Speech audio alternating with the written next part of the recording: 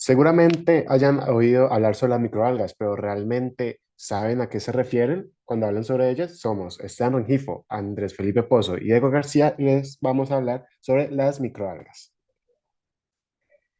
El video se va a centrar en cuatro aspectos importantes. Primero, definir qué son las microalgas, cómo se clasifican las mismas, la estructura de las microalgas y por último, los métodos de reproducción de ellas. Primero, ¿qué son las microalgas? Básicamente son organismos fotosintéticos polifilíticos que pueden pertenecer a diferentes filos, que comparten las características de que pueden crecer de modo autotrófico, el cual obtiene su fuente de alimento mediante el dióxido de carbono, o heterotrófico, los cuales no pueden producir su propio alimento, por lo tanto necesitan varios compuestos como fuente de carbono, como los cuales se pueden obtener a partir de desechos orgánicos de los productores primarios. Además, habitan en suelos y medios acuáticos a partir de unos cuantos minerales como lo son el potasio, el fósforo, el magnesio, el nitrógeno, el azufre, agua y dióxido de carbono. Estos microorganismos constituyen los productores primarios más importantes de la naturaleza. En la imagen podemos ver a clorela, que es un género de algas verdes unicelulares del filo clorofita. Ahora bien, ¿cómo se clasifican las microalgas? El sistema actual de la clasificación de las microalgas se basa en unos siguientes criterios. Primero son las clases de pigmentos, la naturaleza química del almacenamiento de productos constituyentes de la pared celular y las características morfológicas y citológicas de las mismas. Pero en cuanto a la clasificación mayor de las microalgas, tienen en dos grupos, en cual son los procariotes y los eucariotes que vamos a ver a continuación.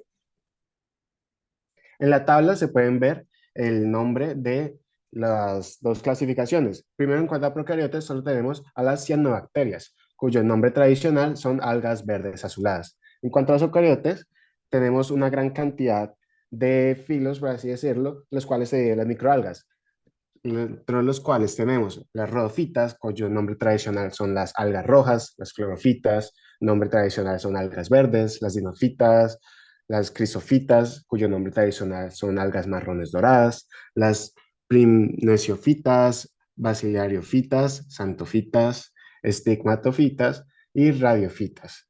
Por último, las faetofitas, cuyo nombre tradicional son algas marrones. En las imágenes podemos ver algunos ejemplos de las rhodofitas, que como antes habíamos dicho, son algas rojas, como pueden observar, las basilofitas y las crisofitas. En cuanto a las estructuras de las estructuras de las microalgas se pueden dividir en procariotas y eucariotas, como hemos dicho anteriormente, a nivel general. Las microalgas procariotas se pueden dividir en pared celular, membrana plasmática, complejo tilacoidal y organelos intracelulares. En el caso de las microalgas eucariotas, el cual nos vamos a centrar, a pesar de la normalidad en forma, organización y tamaño, se caracterizan por ser microorganismos unicelulares que poseen núcleo y todos los organelos propios de las células eucariotas. Algunas microalgas están rodeadas solamente por la membrana plasmática que pueden estar envueltas en un mucílago, el cual es un polisacárido natural que está constituido por una fracción neutral y otra ácida. Pero la mayoría de las microalgas están rodeadas de pared celular.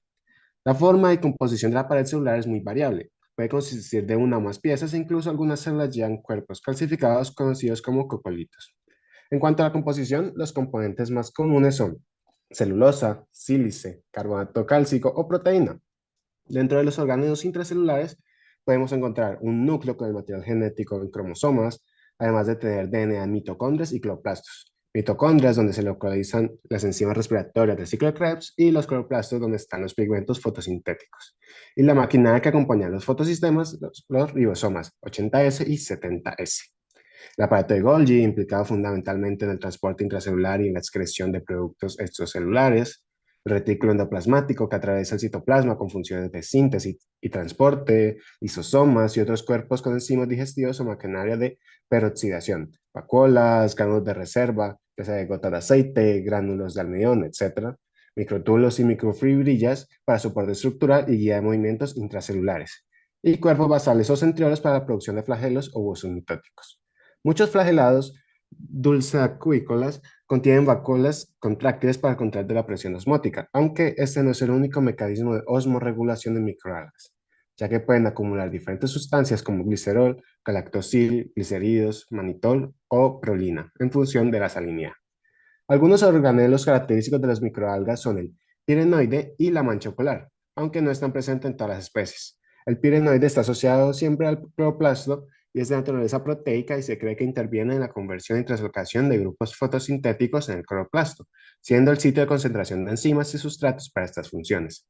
La mancha ocular es un fotorreceptor primitivo. Su posición es característica en cada especie y puede estar asociada al flagelo y o al cloroplasto. Pese a las grandes diferencias estructurales, fisiológicamente ambos tipos, eucariotes y procariotes, son similares, con un metabolismo fotosintético similar al de las plantas. Ahora sí, vamos a definir cada uno de los organelos descritos con anterioridad. Ahora bien, tenemos la membrana plasmática. La membrana plasmática separa el interior de la célula de lo que haya en el exterior. Esta membrana está compuesta por una bicapa lipídica que es semipermeable. Esto mantiene la integridad de la célula, ya que no deja entrar cualquier cosa que pueda ser perjudicial para ella. Y esta membrana es tan selectiva que cumple funciones como transporte de iones, reconocimiento intracelular y transducción de señales extracelulares. Continuando con la pared celular, es una pared que rodea totalmente a la célula, en este caso a la microalga, y su membrana celular mantiene la forma y el tamaño de la célula. Además, esta pared permite la diferencia entre una célula animal o vegetal. Por otro lado, esta funciona como mediadora entre el exterior de la célula y su interior, además de soportar las fuerzas osmóticas. Proseguimos con el núcleo, que está constituido de una envoltura nuclear, el nucleoplasma, la cromatina y el nucleolo. Esta envoltura nuclear está compuesta de una membrana externa e interna, y estas dos contienen poros que los permiten el paso de sustancias entre el núcleo y el citoplasma. Además de que en la membrana externa es de un aspecto rugoso por la presencia de los ribosomas. El nucleoplasma es el medio acuoso donde se encuentra la cromatina y el nucleolo, además de las enzimas, hormonas y otras moléculas.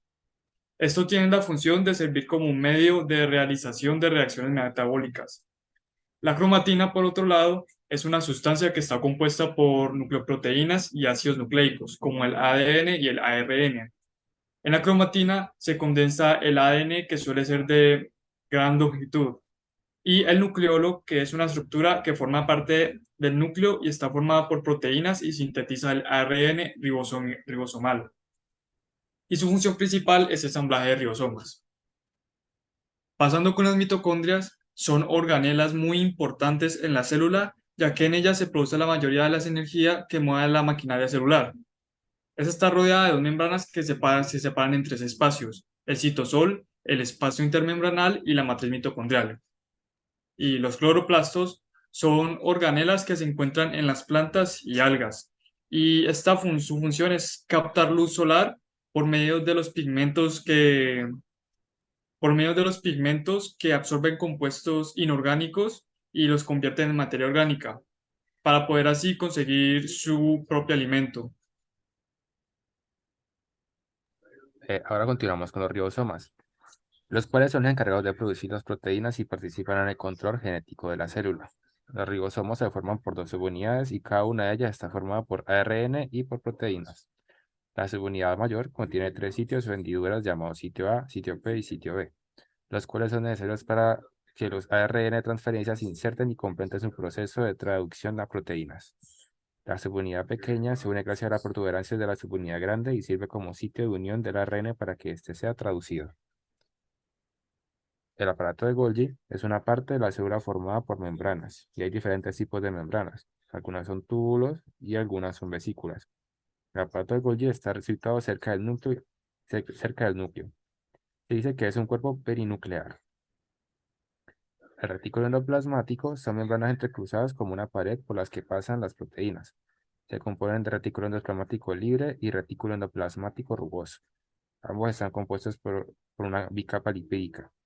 El rugoso sintetiza y madura las proteínas, también almacena las proteínas recién sintetizadas, mientras que el liso se encarga de la síntesis de lípidos y plegamiento de proteínas y detección de las que estén defectuosas. Los lisosomas son estructuras membranosas que se encuentran al interior de las células animales y que contienen enzimas. Estas enzimas se encargan de digerir sustancias que se encuentran dentro y fuera de la célula. Se podría decir que los lisosomas funcionan como un estómago para las células, debido a que son responsables de la eliminación del reciclaje de las sustancias residuales. Las vacuolas son organelos que que se encargan de almacenar algunos compuestos de la célula vegetal, como algunos azúcares, aminoácidos, proteínas, enzimas, entre otras cosas.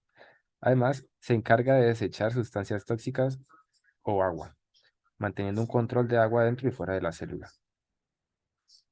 Los microtúbulos y las microfibillas son otras estructuras pertenecientes a las células de eucariotas. Por un lado tenemos los microtúbulos, los cuales son estructuras tubulares huecas que forman parte de diversas estructuras, como el uso mitótico de las células en división y el centro de cilios y flagelos. La pared de los microtúbulos está formada por protofilamentos dispuestas en hileras longitudinales que sirven como soporte y organizador estructural, y también como agentes de movilidad intracelular. Las microfibrilas son cilindros rectos que se hallan en muchas células y están constituidos por proteínas. Estos son largos y rígidos, por tanto dan cierta rigidez a la parte de la célula donde se encuentre. Los centriolos y los cuerpos basales también son otras estructuras pertenecientes a este tipo de células, y los cuales son una pareja de estructuras que forman parte de los citoesqueletos. Los centriolos son dos estructuras cilíndricas que rodean de un material proteico denso llamado material pericentrional. Forman el centrosoma que permite la polimerización de microtúbulos de dímero de tubulina que forman parte del citoesqueleto. Los centriolos se posicionan perpendicularmente entre sí. Por otra parte, un cuerpo basal o cenitosoma es un orgánulo formado a partir del centriolo y sirve como un punto de nucleación para el crecimiento de microtúbulos del axonema. Los centriolos a partir de los cuales se forma el cuerpo basal actúan como puntos de anclaje para las proteínas, que a su vez anclan los microtúbulos en los centrosomas. Los cuerpos basales son específicamente bases para los cilios y flagelos que se extienden fuera de la célula. Los flagelos están formados por el tallo o el axonema. Están rodeados por membrana plasmática y tienen en su interior dos microtúbulos centrales rodeados de una delgada vaina de nexina. 9 pares de microtúbulos periféricos rodeados por un par central. En cada par se distinguen dos: el microtúbulo A, el cual es completo, con 13 protofilamentos. De un microtúbulo salen dos brazos de la proteína lineína hacia el microtúbulo B, de la pareja vecina, el cual está formado por 10 protofilamentos y comparte 3 con el microtúbulo A. El pirenoide, el cual es una región diferenciada en el plásmido de ciertas algas, de composición proteica que puede ser intra o extraplastidial. En las algas verdes es una región de condensación de la glucosa en almidón. El pirenoide acelera la conversión del carbono que las algas toman del aire en una forma que los organismos pueden usar para crecer. El cloroplasto posee uno o más pirenoides, lo que es donde se ubica la rubisco. Forma pues, la rubisco, que es una enzima responsable de la fijación del carbono. Ahora bien, tenemos la mancha ocular. La mancha ocular permite a las células detectar de dónde viene la luz y dirigirse hacia ella. A esto lo denominamos fototaxis, o también se pueden alejar. Se denomina Photoshop. Esto permite a la célula buscar y captar la cantidad de luz óptima para hacer fotosíntesis. Además, se compone de una membrana cloroplástica, que son membranas en el exterior, interior y el tilacoide, y gránulos rellenos de carotenoides rodeados por una membrana plasmática.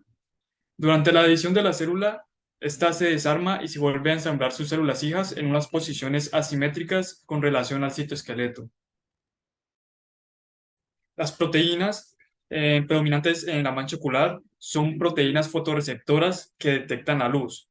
Estos fotorreceptores en estos organismos unicelulares tienden a estar en dos grupos principales: las flavoproteínas y las retiniledenes, que son rodopsinas. Las flavoproteínas se caracterizan por contener moléculas de flavinas como cromóforos, mientras que las proteínas retiniledenes contienen retinaldehído. Por último, los métodos de reproducción, pues la reproducción generalmente sucede por división binaria con tiempos duplicados de 1 hora o menos para las procariotas, que en este caso se llaman cianobacterias, pero de 8 a 24 o más horas para los eucariotas. Muchas de estas tienden a dividirse en un momento particular del ciclo día-noche y algunos grupos presentan un ritmo de división muy natural, más marcado que otros grupos. Las diatomeas pueden dividirse durante el periodo de luz o de oscuridad, lo que puede estar influenciado por la temperatura. Además, estas especies que se dividen durante este periodo de oscuridad sintetizan el material celular en el periodo de luz, mientras que en la fase de oscuridad llevan a cabo diferentes reacciones relacionadas con la división celular.